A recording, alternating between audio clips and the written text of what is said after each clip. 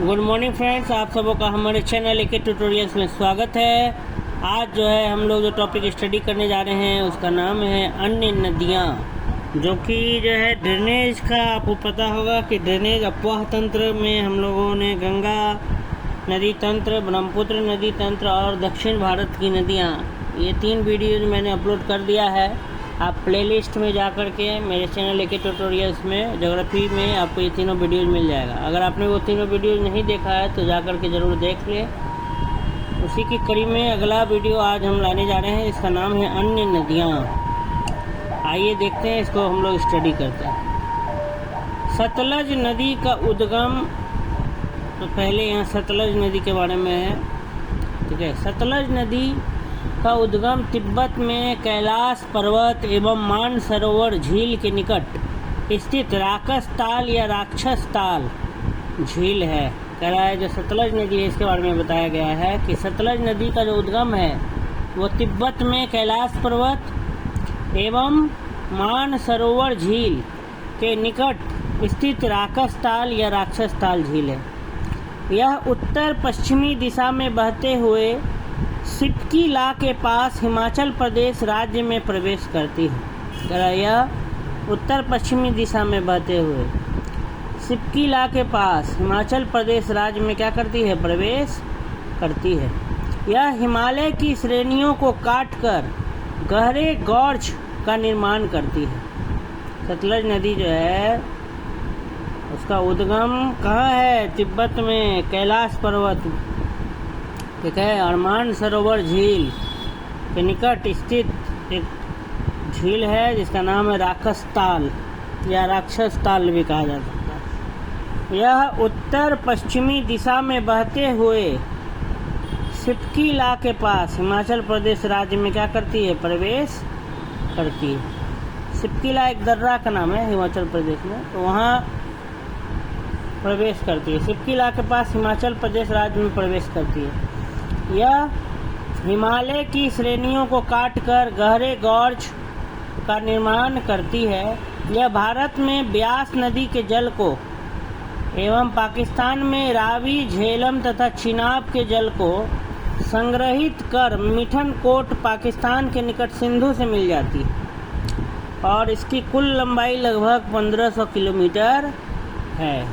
तो कह रहा है कि सतलज नदी जो है वह हिमालय की श्रेणियों को काटकर गहरे गॉर्ज का निर्माण करती है। यह भारत में ब्यास नदी के जल को एवं पाकिस्तान में रावी, झेलम तथा चिनाब के जल को संग्रहित कर मिठन कोट पाकिस्तान के निकट सिंधु नदी से क्या हो जाती? मिल जाती है। और सतलज नदी की जो कुल लंबाई है वो 1500 किलोमीटर।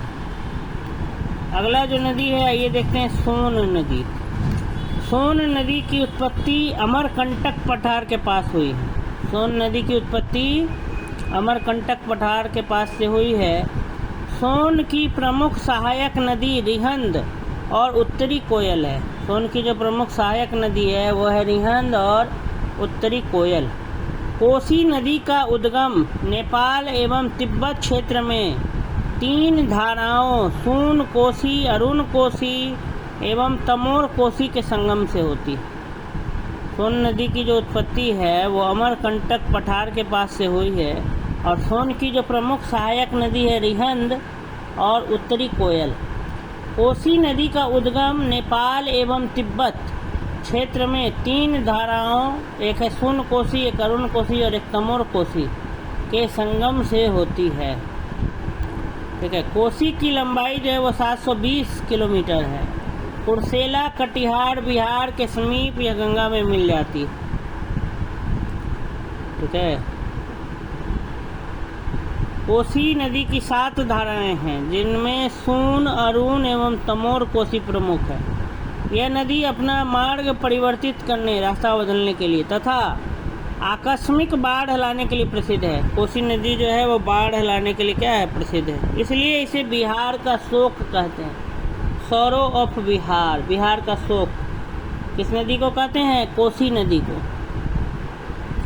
ये कोसी नदी के बारे में भी हो गया। कोसी नदी यहाँ से स्टार्ट था। यहाँ सोन नदी के बारे में थोड़ा सा बताया था। कि सोन नदी की उत्पत्ति अमरकंटक पठार के पास हुई है और सोन की प्रमुख सहायक नदी रिहंद और उत्तरी कोयल है। फिर नीचे यहाँ से कोसी नदी के बारे में लिखना शुरू किया कि कोसी नदी का उद्गम नेपाल एवं तिब्बत क्षेत्र में 3 धाराओं सुन कोसी, अरुण कोसी एवं तमोर कोसी के संगम से होती है। कोसी की लंबाई 720 किलोमीटर है, कोसी की लंबाई, ठीक है। और कोसी नदी का उद्गम जो है वो नेपाल एवं तिब्बत क्षेत्र में 3 धाराओं सुन कोसी, अरुण कोसी एवं तमोर कोसी के संगम से होती है। कोसी की लंबाई 720 किलोमीटर है। कुर्सेला कटिहार बिहार के समीप यह गंगा में क्या होती है, मिल जाती है। कोसी नदी की 7 धाराएं हैं जिनमें सोन, अरुण एवं तमोर कोसी प्रमुख है। यह नदी अपना मार्ग परिवर्तित करने, मार्ग बदलने तथा आकस्मिक बाढ़ लाने के लिए प्रसिद्ध है, इसलिए इसे बिहार का शोक कहते हैं, ठीक है। उसका नेक्स्ट स्टार्ट हो गया दामोदर नदी। दामोदर नदी का उद्गम छोटा नागपुर पठार से होता है। यह नदी भ्रंश घाटी से होकर बहती है। इसकी सहायक नदियां बराकर, जमुनिया, बड़की आदि हैं। दामोदर नदी अंत में रूपनारायण नदी के जल को संग्रह करती हुई कोलकाता के 55 किलोमीटर दक्षिण में हुगली से मिल जाती है।